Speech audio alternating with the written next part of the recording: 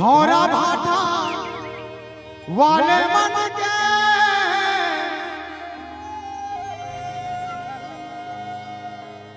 अलगे झलक है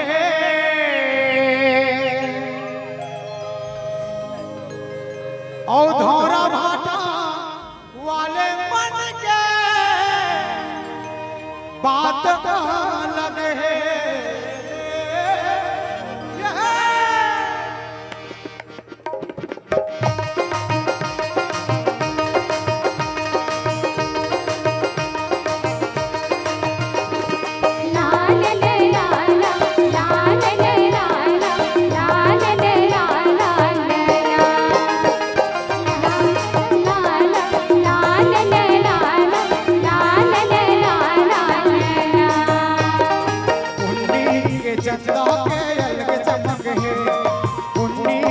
चंदा के अलग चमक है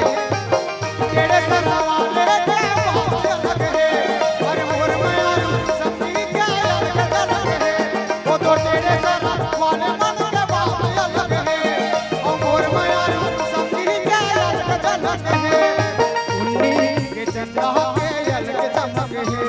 अरे उन्नी के चंदा के अलग चमक है धौरा भाटा वाले मन के बात अलग है वो तो धौरा भाटा वाले मन के अलग झलक है। हमारे अरुण भैया के बात अलग है आकाश राजपूत के अलग झलक है।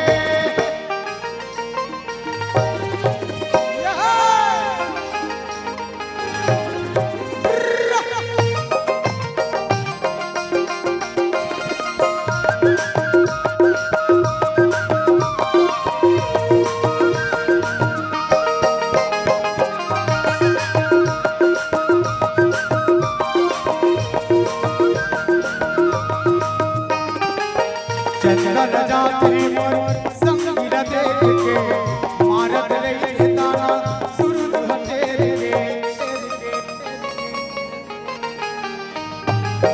चंदन जाते मोर संगीरा देख के मारत रही ताना सूरज हटेर के मोर मयार के चूरी के अलग कनक है अरे मोर मयार के चूरी के अलग कनक है धौरा भाटा वाले मन के बात अलग है वो तो धौरा भाटा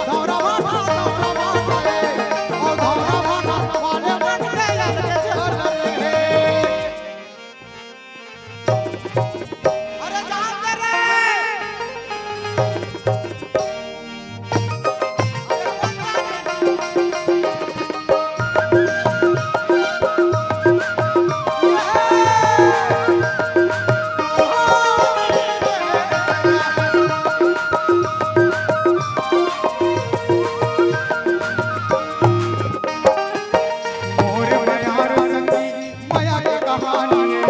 नदिया के निर्मल धार के पानी मोर मयार संगी माया के कहानी नदिया के निर्मल धार के पानी मोर मयार के गाथा के अलग लहर है अरे मोर मयार के गाथा के अलग लहर है धौरा भाटा वाले मन के बात अलग है वो तो धौरा भाटा वाले मन के अलग झलक है आकाश राजपूत के अलग झलक है अरुण पटेल के अलग झलक है।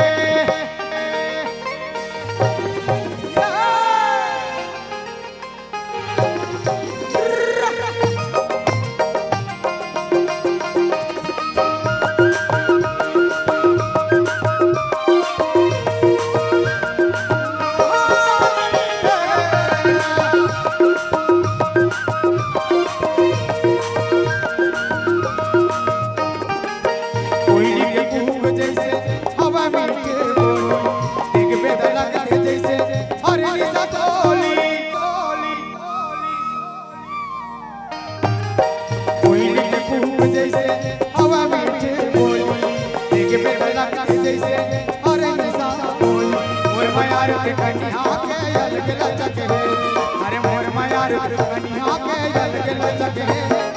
धौरा भाटा वाले मन के बात अलग है वो तो धौरा भाटा वाले मन के अलग झलक है वो तो धौरा भाटा